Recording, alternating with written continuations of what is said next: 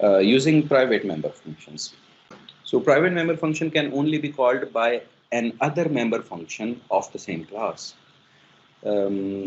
अब इसको हम इंटरनल प्रोसेसिंग के लिए यूज़ कर सकते हैं और ये फंक्शन जो हैं आउटसाइड द क्लास जो है ना वो यूज़ नहीं हो सकते. अरे ऑफ ऑब्जेक्ट्स, जिस तरह आप अरे ऑफ प्रिमिटिव वेरिएबल्स बना सकते हैं, इंटीजर की अरे बना सकते हैं, फ्लोट की अरे, डबल की अरे बना सकते हैं, इस तरह आप अरे ऑब्जेक्ट्स की भी बना सकते हैं.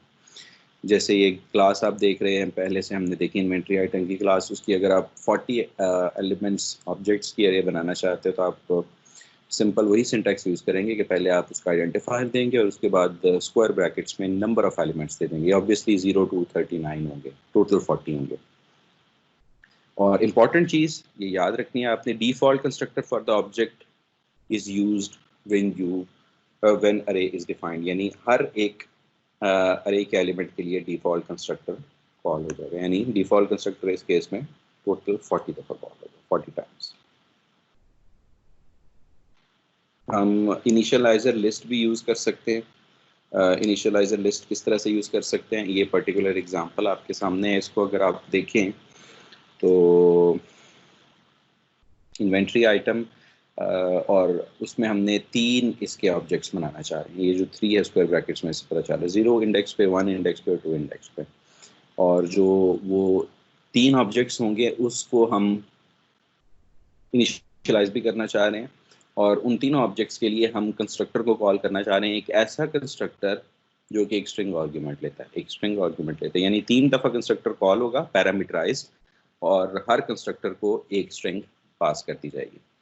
और आप इन्वेंट्री आइटम की क्लास में हमने देखा था कि एक ऐसा कंस्ट्रक्टर हमने ओवरलोड किया था जो एक स्ट्रिंग इनपुट लेता है पिछली स्लाइड्स में. मैं आपको दिखा सकता हूँ. राइट है, ये वाला कंस्ट्रक्टर कॉल होगा. तो जो आपने उसको अरे के अंदर जो 3 स्ट्रिंग्स थी, पहली स्ट्रिंग जो है वो पहले ऑब्जेक्ट के लिए जो इंडेक्स 0 पे होगा उसके लिए यहाँ पे आएगी और उस ऑब्जेक्ट का जो कंस्ट्रक्टर है वो कॉल हो रहा है. यानी अरे को क्रिएट करते हुए आप डिफ़ॉल्ट आर्ग्यूमेंट्स वाला कंस्ट्रक्टर भी 40 टाइम्स कॉल कर सकते हैं या आप पैरामीटराइज कंस्ट्रक्टर भी कॉल कर सकते हैं, लेकिन उस केस में फिर आपको इनिशियलाइजर लिस्ट देनी पड़ेगी. इसको इनिशियलाइजर लिस्ट बोलते हैं. तो इस केस में फिर आपको एक इनिशियलाइजर लिस्ट प्रोवाइड करनी पड़ेगी. और इस तरह से भी किया जा सकता है. ये एक और तरीका है. इस केस में आप सिर्फ वही कंस्ट्रक्टर कॉल कर सकते हैं जो एक आर्ग्यूमेंट लेता है.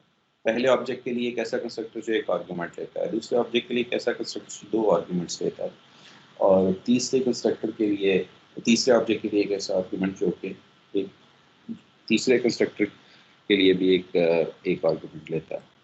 तो यहाँ पे हम क्या कर रहे हैं कि हम 3 ऑब्जेक्ट्स बनाना चाह रहे हैं लेकिन हम उनके पैरामीटराइज कंस्ट्रक्टर जो कि 3 आर्ग्यूमेंट्स लेते हैं वो कॉल कर रहे हैं. यानी एक ऑब्जेक्ट क्रिएट होगा जिसकी डिस्क्रिप्शन है हैमर और उसकी जो कॉस्ट है वो 6.95 है और उसके 12 यूनिट्स अवेलेबल है और ये इस अरे का 0 इंडेक्स पे आ जाएगा, पहली इन्वेंट्री आइटम. और ये दूसरी इन्वेंट्री आइटम रैंच है, उसकी डिस्क्रिप्शन है, उसका नाम, उसकी यूनिट कॉस्ट इतनी है और टोटल नंबर ऑफ यूनिट्स जो है वो 20 हैं. इस तरह तीसरी आइटम प्लायर्स हैं और उसका यूनिट कॉस्ट 3.75 और उसके total number of 10 units available हैं. और आप मिक्स एंड मैच भी कर सकते हैं. यानी आप इंडेक्स 0 पे जो ऑब्जेक्ट है उसके लिए एक कंस्ट्रक्टर कॉल करना चाहते हैं जो एक स्ट्रिंग इनपुट लेगा और इंडेक्स 1 पे जो ऑब्जेक्ट है उसके लिए एक ऐसा कंस्ट्रक्टर कॉल करना चाहते हैं जो 3 इनपुट्स लेगा और इंडेक्स 2 पे जो ऑब्जेक्ट क्रिएट करना चाहते हैं उसके लिए एक ऐसा कंस्ट्रक्टर कॉल होगा जो कि वंस अगेन एक सिंगल इनपुट लेगा. तो ऑब्जेक्ट को आप क्रिएट मल्टीपल तरीकों से कर सकते हैं और ये सारे तरीके अभी जो हैं ये ऑब्जेक्ट को सिस्टम हीप पे नहीं क्रिएट कर रहे, ये ऑब्जेक्ट को सिस्टम स्टैक पे क्रिएट करने के तरीके.